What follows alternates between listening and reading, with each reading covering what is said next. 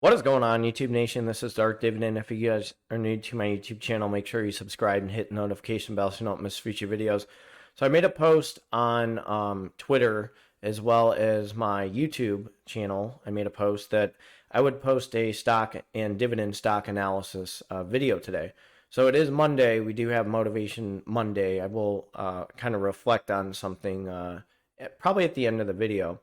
But I will also add a wild card stock. It's not cheap, but it's hot right now. It's way over $20. But we're going to discuss 3 dividend stocks that have increased their dividends. They're cheap. They're under $20. They're still hit a little bit from the pandemic. So these are stocks that you may need to capitalize on before it's too late. So let's check these out right now. So that first stock is Arbor Realty Trust. I took advantage of this stock when it took a huge nosedive when the pandemic hit. It was sitting around $4.06 when the pandemic hit, but now it's skyrocketing right now. And actually in the past 5 years, it has beaten the S&P, which is very impressive as a mortgage-backed rate. These guys have done very well with their revenue. They have ran circles around AGNC. Now, everybody wants to say AGNC is a great monthly dividend stock. I'm going to compare the dividend history of these stocks and also show you why Arbor Realty Trust is a better dividend stock. One, you're going to get an increase in dividends.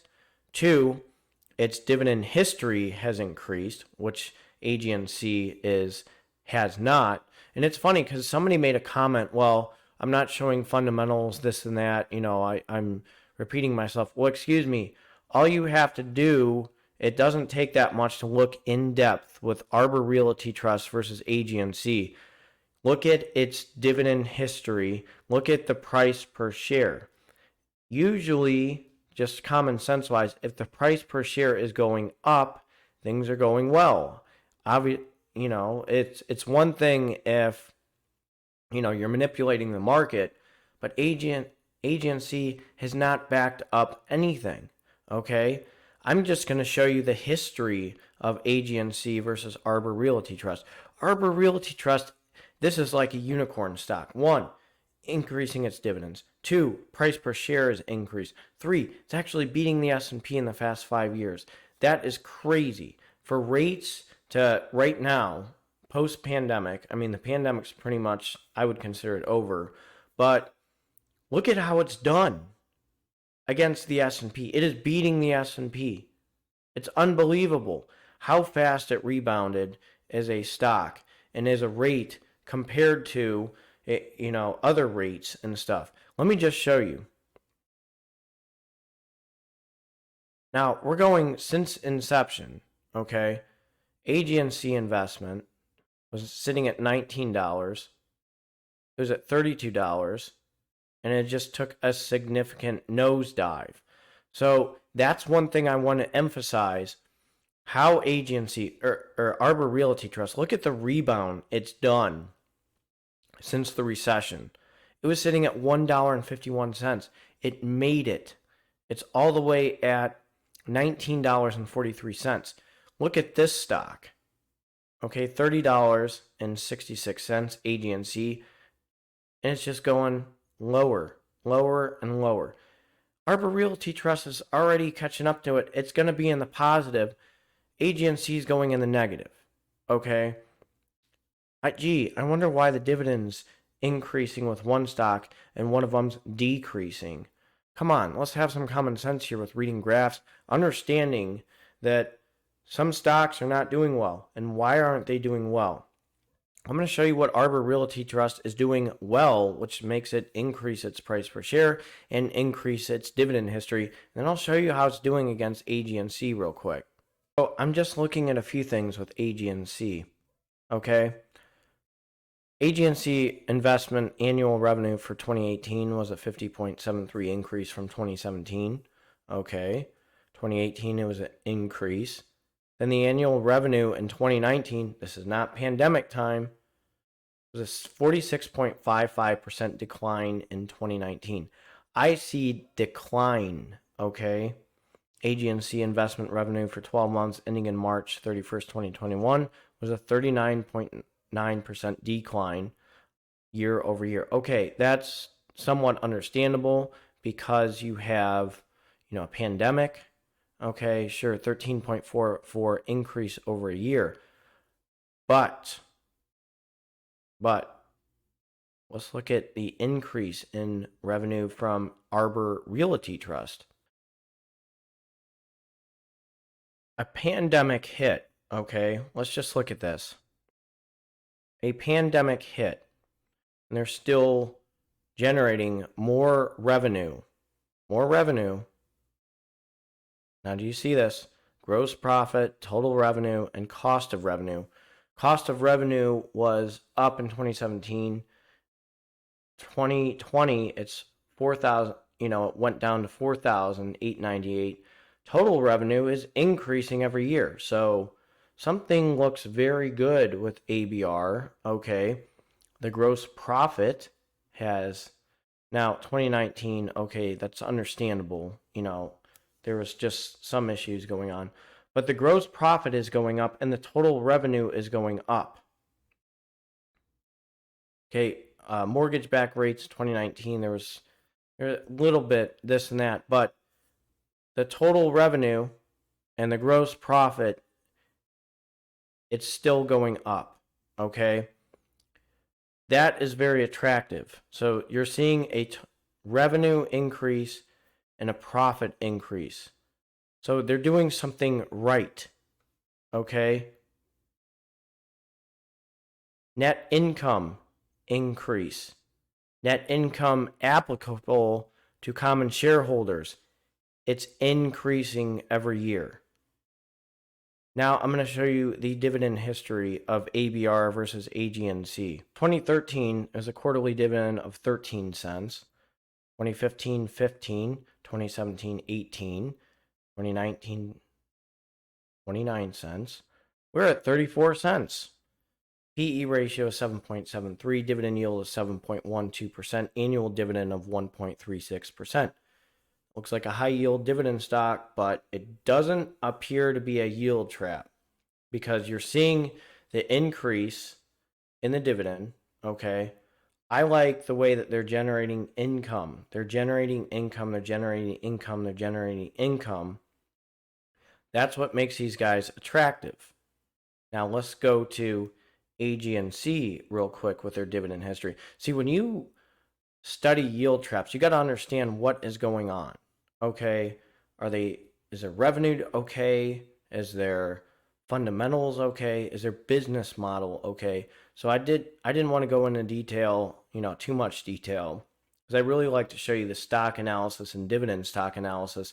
I don't want to fry your brains. So I want to be very basic, explain my rationales. I'm long in ABR, very excited for that stock and that company. They've done a phenomenal job. So let's jump to AGNC's dividend history. Okay, we got an 8.13% dividend yield, a PE ratio of 3.2, annual dividend of $1.44. What do we got here? Okay, 140, 125. So they go from quarterly dividends. Now they're going to do monthly. 20 cents, 18 cents, 16 cents, 12 cents. Decreasing price per share. It's slowly going back up. A dividend yield of 8.13%. That should raise a flag. Yield trap, yield trap, yield trap. Just keep on looking into it. So you got 12 cents. I apologize. I probably have a cold or something that's going on. Not COVID, but a lot of people I work with, I guess they had this bug for about a week or so. So you're seeing a yield trap. That doesn't look good. Okay, 8.13%. That's sky high. We got some red flags going on. So that's why ABR is a better, more mREIT than AGNC. So you can tell me what you want. AGNC is a great model, but the decreasing dividends speak for itself, and you're losing money over time. Let's jump to the next stock. All right, we're going after the financial sector. Huntington Bank Shares Incorporated. So I capitalized on this stock. I sold it. I'll probably rebuy it. I got it right around the dip at 6. I got it very low when the pandemic hit, and I really capitalized on this stock. It is a little bit of a higher yield percentage as a dividend stock. It has done well over time. You know, this is it's right at 176, and it survived a pretty much a recession. It's jumped up to 1442 in the past 5 years. Actually, in the past 5 years, it has kept up and beat the S&P at one point before it took a nosedive, and it's down there at 1442, which makes it a nice bank stock, nice dividend stock. Now, here's the thing with bank stocks, okay? When pandemics or recessions hit, the financial sector and the, let's just say, the panic button hits. So bank stocks, JP Morgan, some of those stocks, Visa, MasterCard. I did capitalize. I think it was, who did I buy? I think it was Visa or MasterCard. I got them when they took a huge nosedive. And they just rebound a little bit slower, and they still normally increase their dividend, which makes it a very attractive stock. So Huntington Bank shares HBAN stock, okay, is a very good, cheap dividend stock. Now, bank stocks, look at this, okay, look at it this way. Banks make money.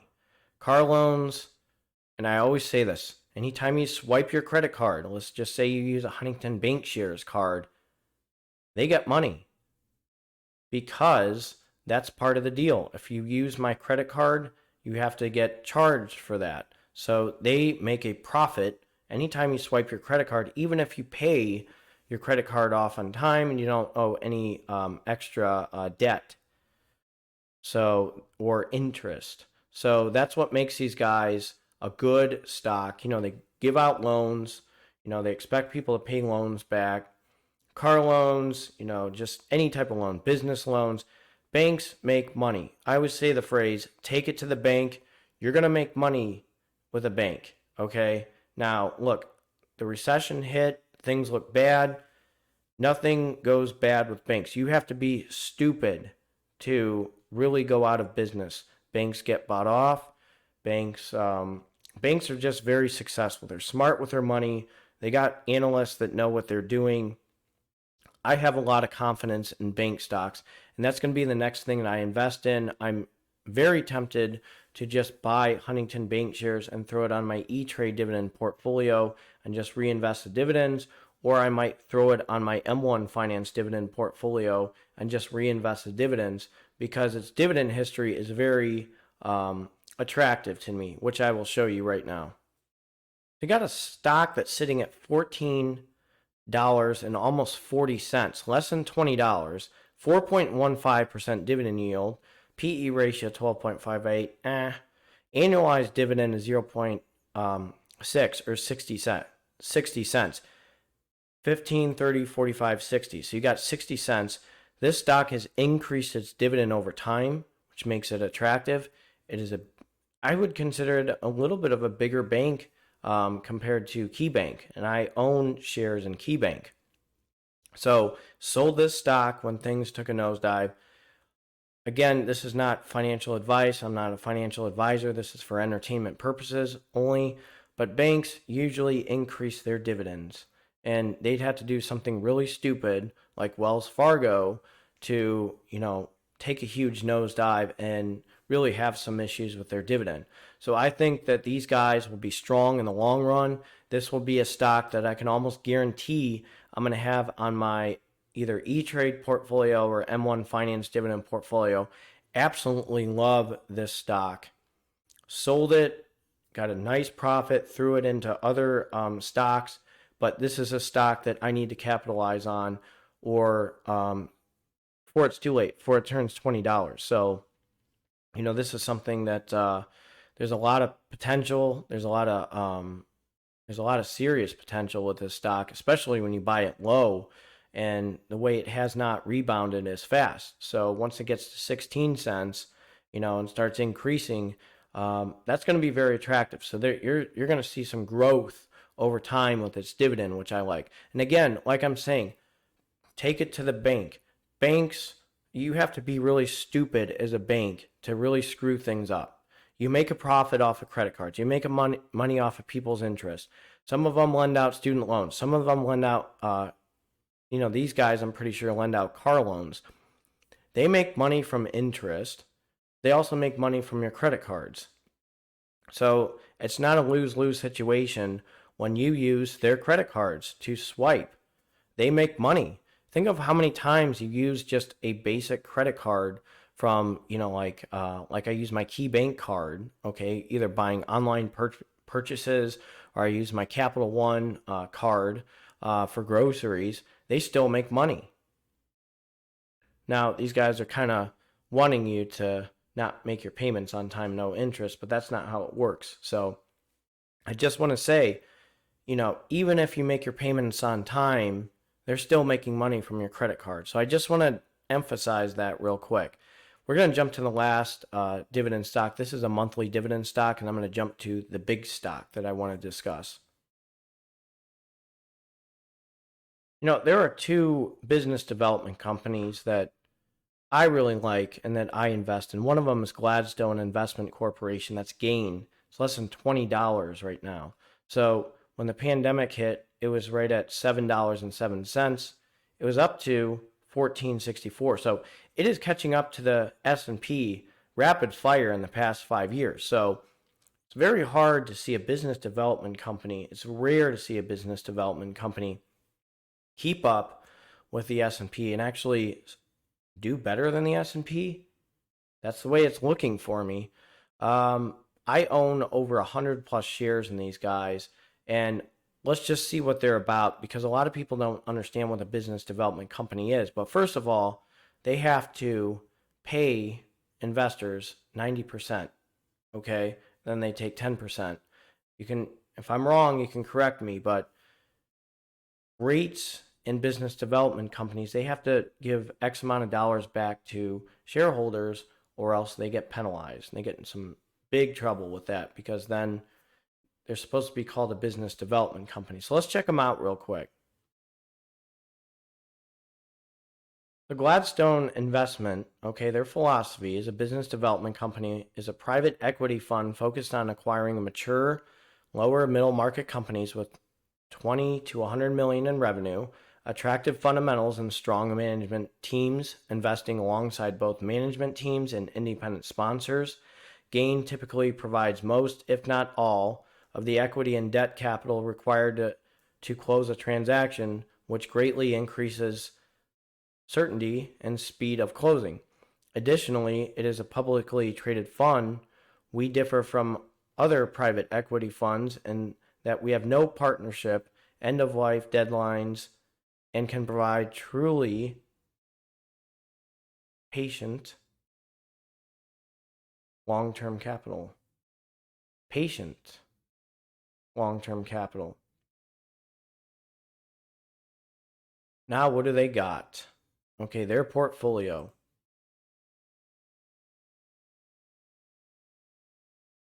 So they're kind of diversified, which I like. So labor solutions, golf, utility and leisure cars, delivery systems, very crazy thing. Brunswick, head company, barbecue, knives and tools, the mountain, home solutions.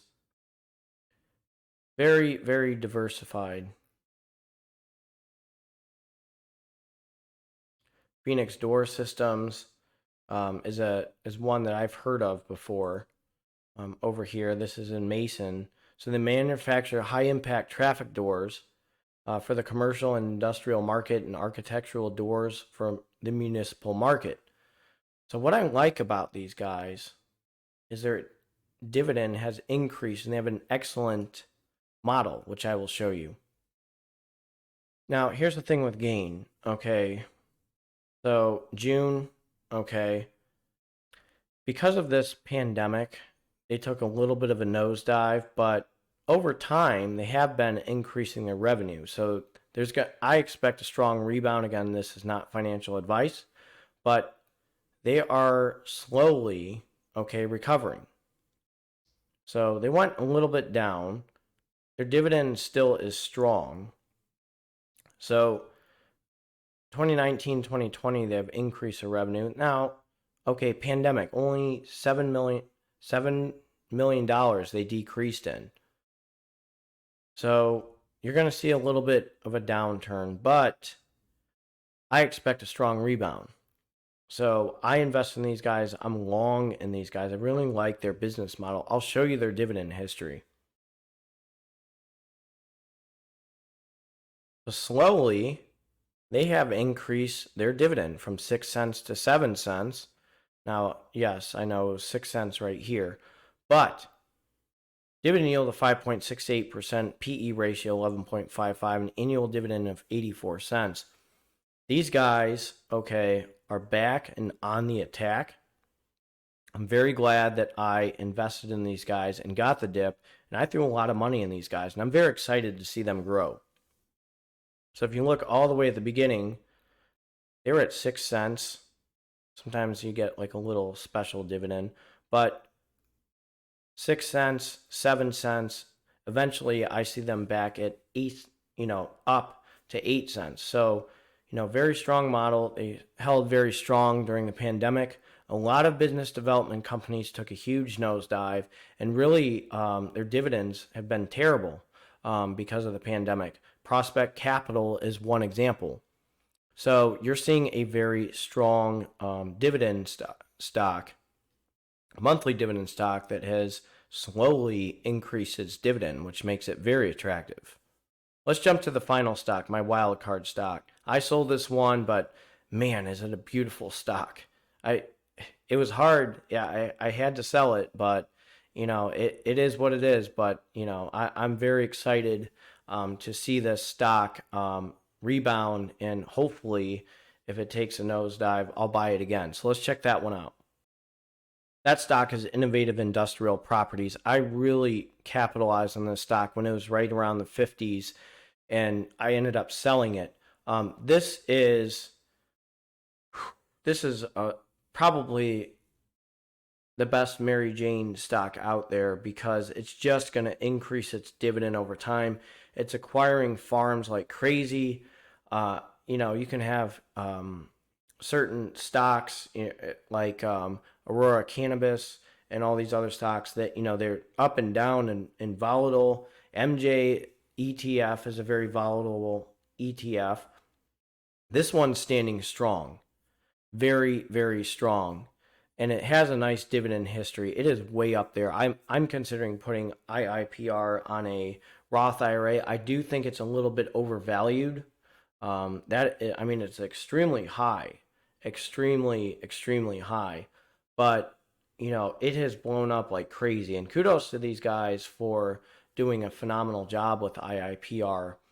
I'm going to show you some revenue, a little bit of fundamentals of it, how it's looking. Okay.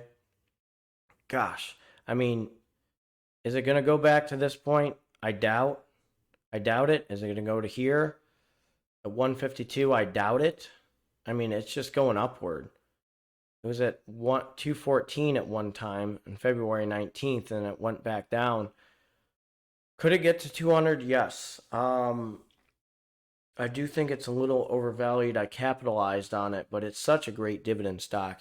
I'm going to show you a little bit more about them still. So this is what makes things crazy with these guys. The annual revenue, okay? Annual revenue is increasing like crazy. Okay, this is in millions of dollars. 15 million, 45, 117. Quarterly revenue is going crazy. So remember, you invest in a farm, or you own a farm, people have to pay rent. You own the Mary Jane, you gotta pay rent. And then 90% of what their earnings, or 90% of their income has to go back to shareholders. So it's just jumping up like crazy. Quarterly revenue is increasing. Annual revenue is increasing. How can you say no to the stock? Now, again, it's way too pricey. It's way too pricey for me. But I'll show you its dividend history. Holy moly, has this jumped up. 2017, 15 cents, 2018, 25. It's all the way at 132 at 2.75% dividend yield, annual dividend of $5.28, PE ratio 54.01. This is Roth IRA material. If I have an M1 Finance fractional portfolio, if you have the money for a stock like this, go for it. But holy moly, I just think it's a little overvalued. I mean, it's a great diversified real estate investment trust. I mean, how can you say no to that? So I just wanted to emphasize that one, and I'm going to conclude a little bit of the motivational Monday real quick. But holy moly, I mean, revenue increase, it's going up.